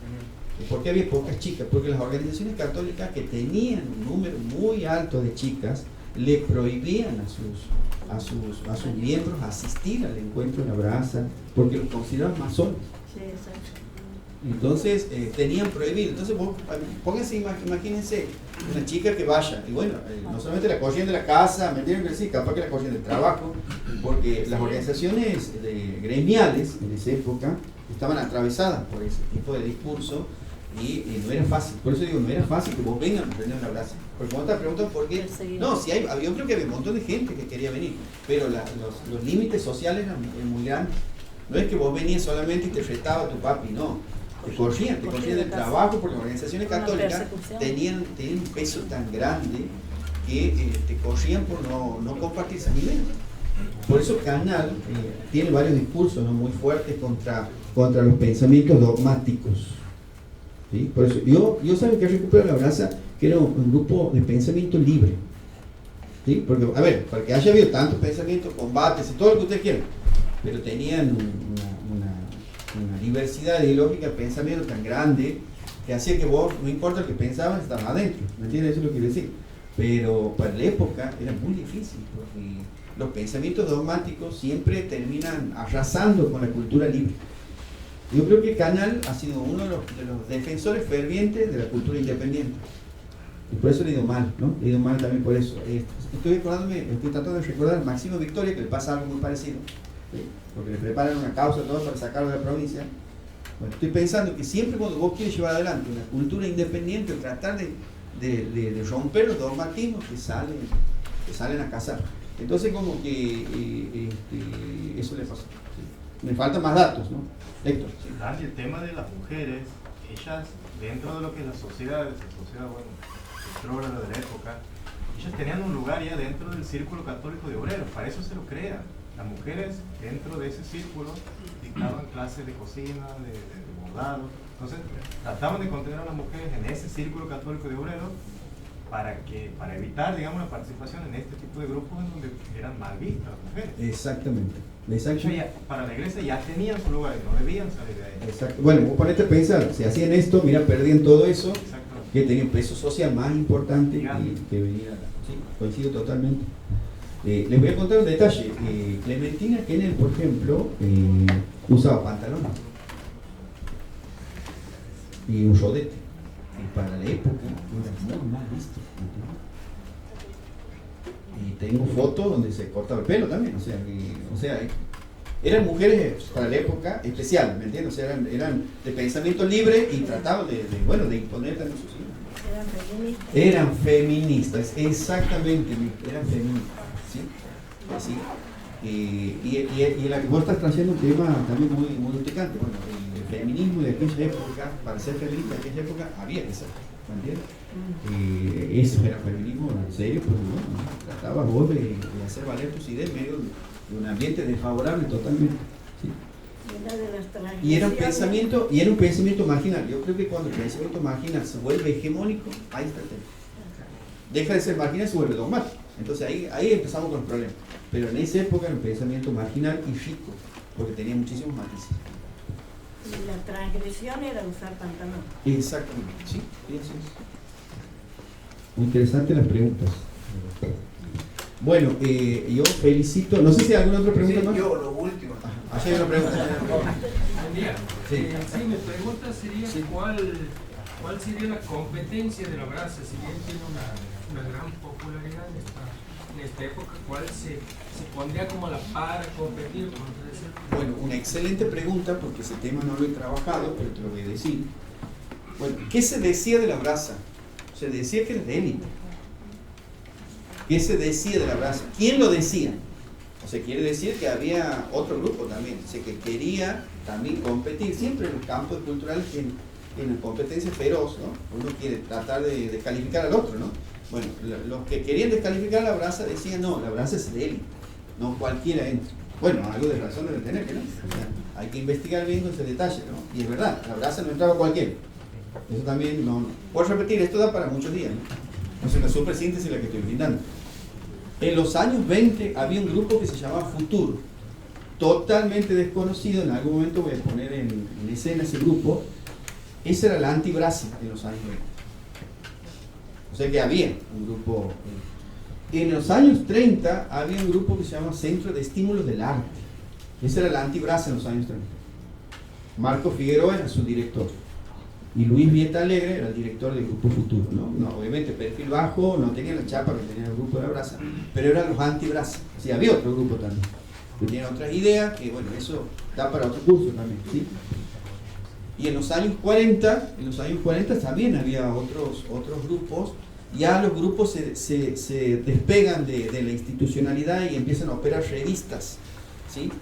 Por ejemplo, vos tienes el grupo Luz en los años 40, que es el anti-brasa también. No tienen el peso periodístico ni la prensa que tiene el brazo, pero era un grupo que había que ser, que también lo pondré en escena en algún momento. ¿Sí? ¿De qué temas, profe, hablaban ellos, por ejemplo? ¿Alguno para destacar? Digamos? Bueno, a ver, ponete a pensar, siempre cuando vos le quieres pelear al otro, te vas al otro lado. Entonces, por ejemplo, en el año 20 ellos eran naturalistas. Más allá de que esa corriente ya se hace superada en otros ámbitos, pero aquí, bueno, vos para pelear al otro te vas al otro bando. Entonces, bueno, ahí ellos eran naturalistas, por ejemplo. ¿Y había mujeres, por ejemplo?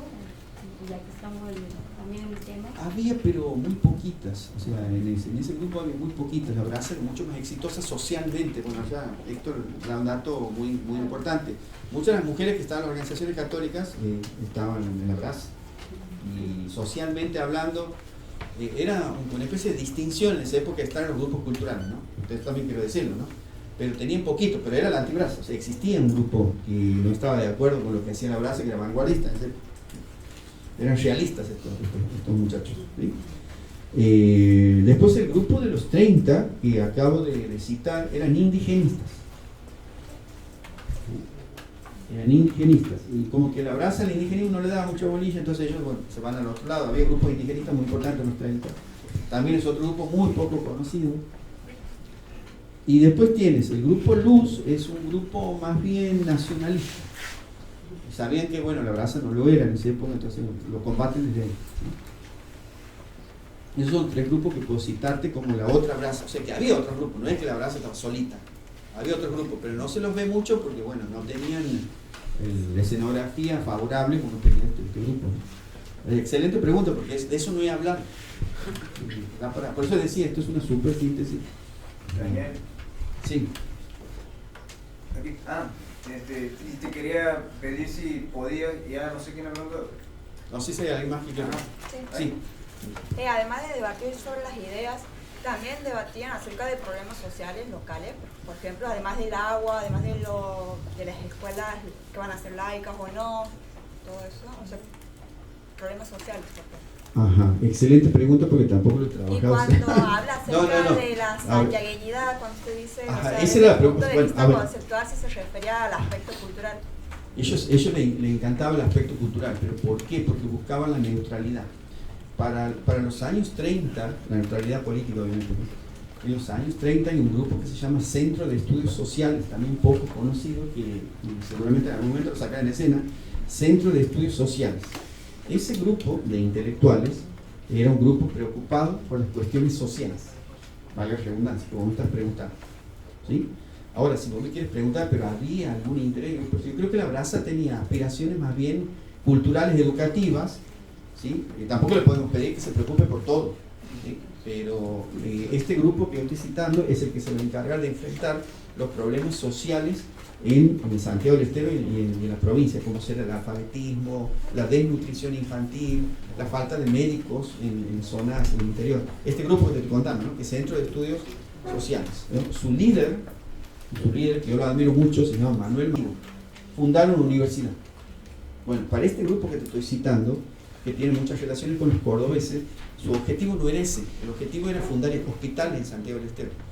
En este grupo, ¿no? Este grupo que te estoy marcando, ese era el objetivo, porque para ellos la preocupación más importante santiagueño era la salud, no era la educación. Bueno, aquí vamos a debatir, ¿no? O debatir muy grande, porque bueno, para Canales, para la brasa era la educación, para este grupo era la salud.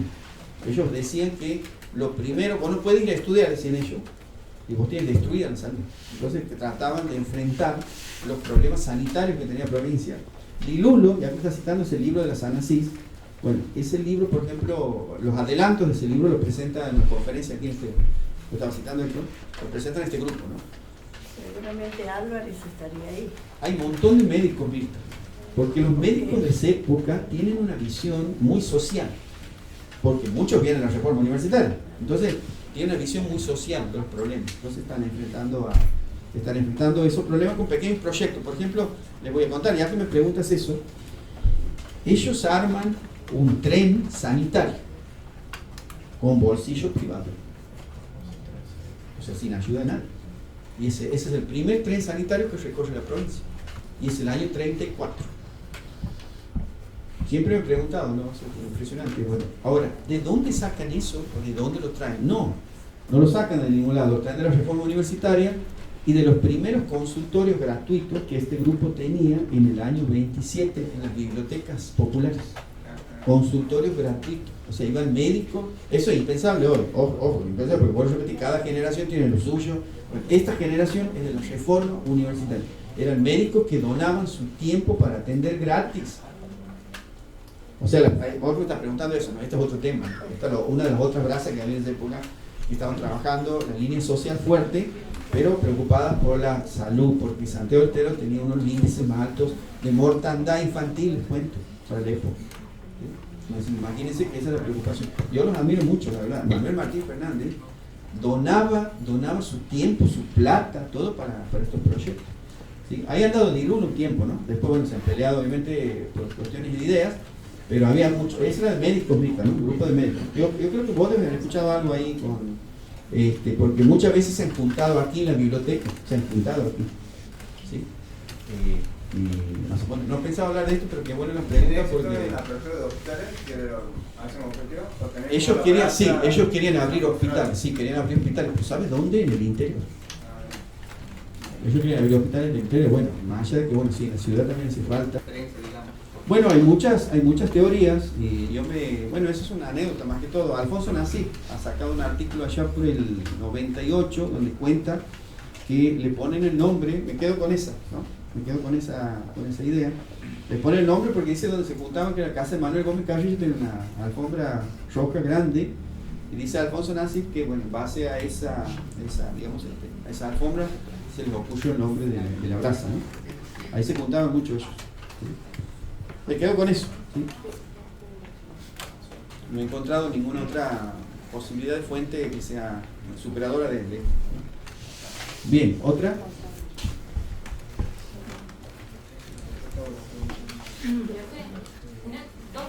Dos consultas, María. Alfonso Nasif pertenecía a alguno de estos grupos y además me gustaría que nombre a algunos disertantes que fueron invitados, reconocidos tanto internacional como a nivel nacional, porque solamente nombró a dos. Ajá, bueno. Primero que Alfonso Nasif no es de este grupo, no es de esta generación, él es de los años 60. Pero vuelvo a repetir algo, todos los grupos de escritores que van a aparecer después de los 50 van a aferrarse a la brasa, o sea, van a legitimarse, ¿sí? Se van a autorreferenciar como seguidores de la brasa, porque era el grupo más importante que había en el pasado, ¿no? Pasa con los grupos intelectuales nuevos, que siempre quieren tener un referente de peso, porque haya hecho mucho, etcétera, etcétera. Bueno, eso por un lado, o sea, Nasif es un estudioso de la brasa, sí, pero un importante poeta de la segunda parte del siglo XX, muy ligado a la Sade, que es otra historia esa, ¿sí? Esa historia tampoco la he contado, ¿no? La brasa tiene muchas relaciones con la Sade. Y lo otro, bueno, ha traído mucha gente. Por ejemplo, ha venido Jorge Luis Borges, por ejemplo, Pablo Roca, Nicolás Guillén, que son escritores muy conocidos a nivel americano. Después ha venido, a ver quién más, Ernesto Sábato, Bioy Casares. Ha venido Berta Singerman. A ver quién más. Bueno, creo que son los más importantes. Ha venido mucha gente, ¿no? Pero ha venido Luis Felipe, español, María Teresa León, española, poeta, discípulos de la Guerra Civil Española, de Lorca, sí, creo que eso me parece que lo que tengo en este momento que son más importantes. ¿Vos me preguntabas cosmopolitas o a nivel nacional? Ambas. Ah, bueno. A ver quién más puedo citar. Pues sí, ha traído tanta gente. Bioy Casares ha venido también. Oliverio Girondo. Petoruti. Gumersindo Sayago muchas veces. ¿Cómo? Gómez Cornell. Ramón Gómez Cornell también, Gracia Meta. Sí, bueno, yo creo que ha traído, estoy citando algunos, ¿no? Pero ha traído mucha gente. Alfredo Palacios, Juan Antonio Solari, después Respeto también ha venido, Nicolás Respeto, Homero Mansi. Sí, han venido muchos, han traído muchos. No sé si están escuchando todo lo que voy nombrando, ¿no? La diversidad que tenían, ¿no? Traían mucho de todo tipo, pero no, todo tipo. Después, a ver. Bueno, creo que eso es lo más importante, ¿no? Después hay mucha gente más, pero bueno, son los nombres que en este momento los puedo marcar como más importantes, ¿no? Bueno. ¿Tenían otro lugar donde se reunía la brasa, además aquí de la biblioteca? No, este era el lugar donde daban sus actividades culturales. A veces el Teatro 25 de Mayo, pero este era el lugar elegido siempre. Porque una persona interesada en el curso que me contactó esos días me comentaba que había leído también un artículo en donde decía que solían reunirse, creo que en algún lugar del barrio Jorge Newbery, que creo que ahí era la casa de uno de los Gómez Ramón Carrillo. Bueno, sí es verdad que en los años 20 se reunían en las casas de los integrantes, ¿no? Eso es verdad. Pero después cuando logran entrar aquí a la biblioteca, eligen la biblioteca. Y también no me quiero olvidar de algo. O sea, se reunían también en el Colegio Centenario. Porque muchas veces no conseguían la biblioteca Sarmiento y se iban ahí al Colegio Centenario, ¿no? Ahí en el salón. Bueno, ahí han tenido algunas actividades importantes, ¿no? Jacobo Fickman, que es un poeta vanguardista de los años 20 que viene de Santiago del Estero, estás preguntando, viene el Colegio Centenario, ¿no? Tengo la foto, viene ahí a dar su recital poético y su conferencia, digamos, ¿no? Ahora, ¿quiénes han sido los más exitosos? O sea, ¿quiénes han reunido 500 personas, 700 personas, 800 personas? En los años 20, Alfonsín Storni. Y en los años 30, Victoria Ocampo. O sea, llenado, han tenido que poner varias funciones porque era increíble la demanda, ¿no?, que había de entrada y de lugares, ¿no? Esas han sido las dos figuras que más ha llenado. Y la tercera figura, Jorge Luis Borges, que tiene que armar varias conferencias porque viene lleno en todos los lugares. A todos los lugares donde viene, ¿no?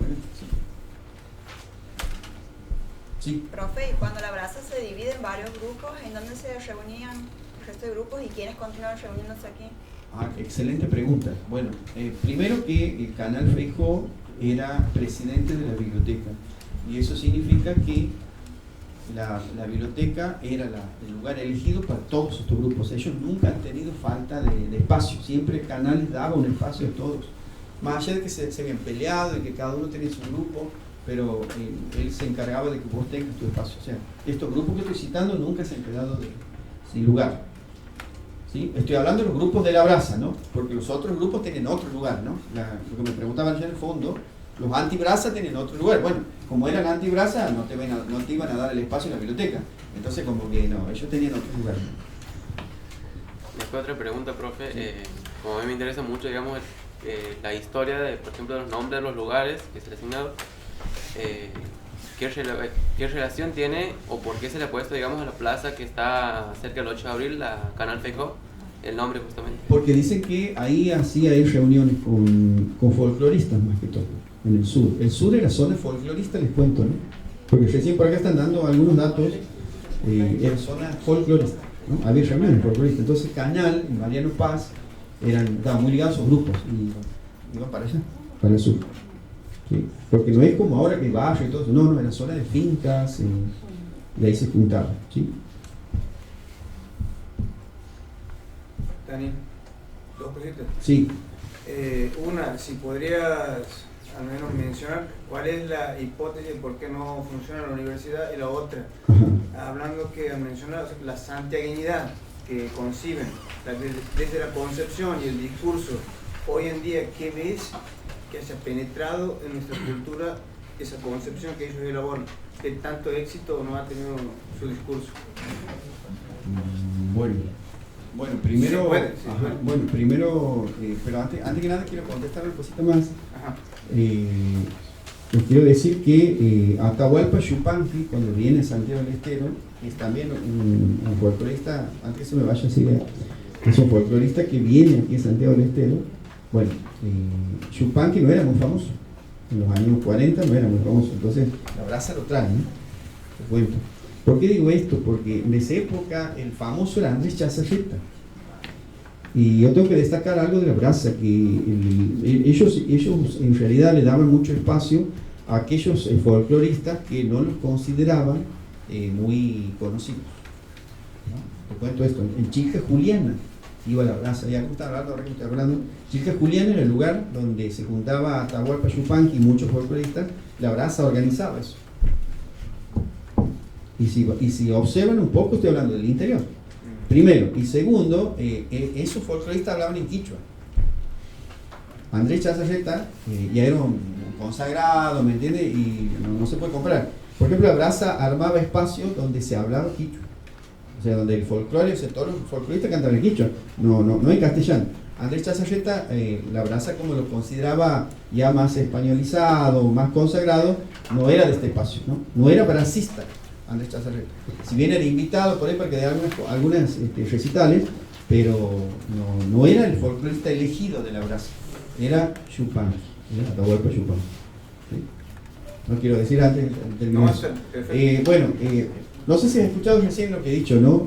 Fracasa el nacimiento de la Universidad Nacional porque los gobiernos provinciales aún no estaban muy no tenían fondo como para encarar una obra de esa naturaleza, estaban más preocupados por otras cuestiones, ¿no? Bien. Porque los estados, vamos a ser sinceros, el estado santiagueño en esas épocas adolecía mucho de recursos, o tal vez administrativamente no funcionaba bien. Bueno, ahí lo dejo para alguien que investigue esa cuestión del estado provincial de esa época, pero no le interesaba por eso, ¿no? Ellos consideraban que había otras prioridades, ¿no? Y para mí la brasa es muy exitosa, porque todo lo que conversamos hoy, o sea, todo lo que escuchamos hoy en los discursos que giran y en los relatos que giran, es todo la brasa. O sea, el folclore, el quichua, está instalado, está muy instalado. Entonces quiere decir que es un gran logro de esta gente, de su proyecto central de difundir estas ideas. Está muy bien. Bueno, bien, la última. ¿Algo más que quieren preguntar? ¿Alguna pregunta? Se cierra. Ajá, sí. No, Usted decía que no cualquiera ingresaba a la brasa, ¿verdad? No cualquiera ingresaba a la brasa. Ahora, ese no, por ahí no ha sido también uno de los puntos por los que la brasa desaparece, porque digo, ideas hay muchas, entonces él tiene que mantenerse con las ideas y llegar. Pero si no dejaban que nadie ingrese, ¿no habrá sido también ese como un punto? Sí, fíjate que no lo he pensado, pero sí te voy a dar un dato para que pensemos esto. Me he tomado el trabajo, voy a repetir, esta es una charla, tendríamos que hablar muchos días, afinando algunos detalles. Me tomó el trabajo de hacer el perfil de todos los brasistas, Y fíjate que tienen una característica los brasistas. Una característica. Dominan el francés, el alemán y el inglés. Y en su biblioteca, los autores, casi la mayoría de los autores, están en su idioma original. ¿Sí? Así que ese es un dato no menor para tener en cuenta el perfil de intelectual que ellos tenían. Pero ojo, si vos haces Federico Neuburg, que tiene un trabajo muy interesante sobre intelectuales, y tiene esa misma conclusión cuando hace un estudio del Colegio Libre de Estudios Superiores. ¿Sí? O sea que ese perfil de intelectual, me parece a mí que a la larga iba a debilitar mucho a las filas, porque no vas a tener ese tipo de formación más adelante, ¿no? Y además quieren llegar al interior, entonces no es uno de los puntos más fuertes, supongo yo, del interior. Lo que pasa es que no estaba mucho en el programa que ellos tenían, ¿no? No estaba en el programa que ellos tenían. ¿Sí? No era su interés fuerte, no era su programa central. No te olvides, el programa de ellos era abrir una universidad, ese era el objetivo. ¿Sí? Ese era el objetivo. Y ya que estás tocando ese tema, el intelectual de los años 40 es un tipo de intelectual muy cosmopolita. Y cuando digo cosmopolita no es que le interese en realidad la cultura universal, sino que en realidad maneja idiomas, tiene acceso a recursos que eso lo catapulta como consumidor de vanguardia, por ejemplo, de las últimas ideas renovadoras.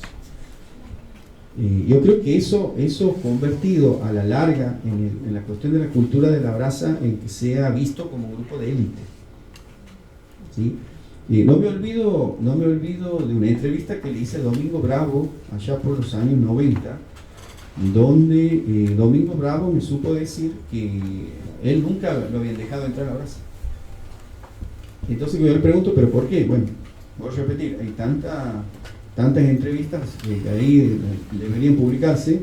En esa entrevista Domingo Bravo cuenta que nunca lo dejaron entrar porque no sabe francés. Y en realidad eso decía Don Domingo, ¿no? Que no lo dejaron entrar porque no manejaba el francés. Entonces ahí vemos que sí, era algo de cierto, decían los grupos anti-brasa que operaban en esa época, de que eran de élite, digamos. Entonces, después hay una entrevista en el 32 que le hacen a Jesús María Suárez, que Jesús María Suárez le hace canal, y bueno, ahí Jesús María Suárez le dice, pero ¿por qué son tan pocos los de la brasa? En relación a otro grupo, porque estaba citado a otro grupo. Entonces él le dice que no había mucho interés en unirse. Bueno, tal vez la respuesta era de que eran de élite. Entonces las pruebas para entrar a ese grupo eran tan altas que por ahí había una especie de selección muy importante y bueno, no podían entrar. Bueno, creo que esta era la última pregunta. Y bueno, felicitarte por generar estos espacios, ¿no? Este es el segundo ciclo que estás lanzando, y hablar sobre estos temas, porque estos temas no son muy conocidos, ¿sí? No son muy conocidos, no muy puestos en debate, faltan muchos más libros, ¿sí?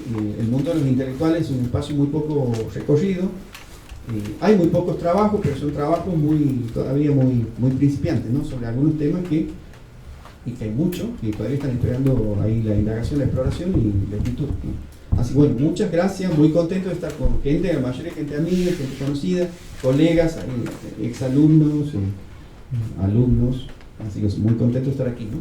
Muchas gracias. Muchas gracias. Bueno,